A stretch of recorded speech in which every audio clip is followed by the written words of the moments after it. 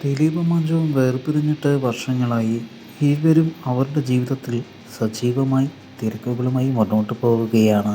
വർഷങ്ങൾ എത്രയായിട്ടും ദിലീപും മഞ്ജുവും വേർപിരിഞ്ഞു എന്ന സംഭവത്തിൻ്റെ പിന്നിൽ നടന്നത് എന്ത് എന്നറിയാനുള്ള ആഗ്രഹം ഇപ്പോഴും പ്രേക്ഷകർക്കുണ്ട്. അതിനെക്കുറിച്ച് പല കഥകളും സോഷ്യൽ മീഡിയയിൽ നിറയെ ഉണ്ട്. അതിൽ പ്രധാന കാരണമായി പറഞ്ഞിരുന്നത് കാവ്യ മാധവനെയായിരുന്നു.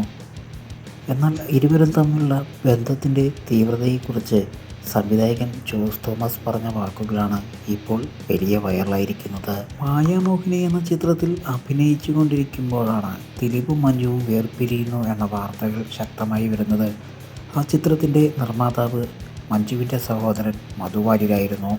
എന്നാൽ ഈ ചിത്രത്തിൻ്റെ ചർച്ചകളുടെ സമയത്തൊക്കെ ഞാൻ ദിലീപിൻ്റെ വീട്ടിൽ പോകുമ്പോൾ ദിലീപും മഞ്ജുവും വളരെ സന്തോഷത്തോടെയാണ് കഴിഞ്ഞിരുന്നത് എന്നാണ് ജോസ് തോമസ് പറയുന്നത്. പിന്നീട് ജോസ് തോമസിൻ്റെ ശൃംഗാരവേലൻ എന്ന ചിത്രത്തിൻ്റെ ഷൂട്ട് നടക്കുമ്പോഴാണ് ദിലീപും മഞ്ജുവും വേർപിരിയുന്നത് തന്നെ. അത് ദിലീപിനെ വല്ലാതെ ബാധിച്ചിരുന്നുവെന്നാണ് ജോസ് തോമസ് പറയുന്നത്. എൻ്റെ ജീവിതത്തിൽ ഇങ്ങനെ സംഭവിച്ചത് എന്തുകൊണ്ടാണ്? ഞങ്ങൾ വളരെ സന്തോഷത്തിൽ ജീവിച്ചവരാണ് എന്നൊക്കെ ദിലീപ് പറഞ്ഞു. ഞാനൊരിക്കലും ഈ വേർപിരിയൽ ആഗ്രഹിച്ചിരുന്നില്ല എന്നാണ് ദിലീപ് ഒരിക്കലും നടക്കാൻ പാടില്ലാത്തതാണ് സംഭവിച്ചത് എന്ന് പറഞ്ഞുകൊണ്ട് ദിലീപ് തൻ്റെ മുന്നിൽ പൊട്ടിക്കരഞ്ഞുവെന്നാണ് ജോസ് തോമസ് പറയുന്നത്. ദിലീപ് ഒരിക്കലും മഞ്ജുവിനെ വേർപിരിയാൻ ആഗ്രഹിച്ചിരുന്നില്ല.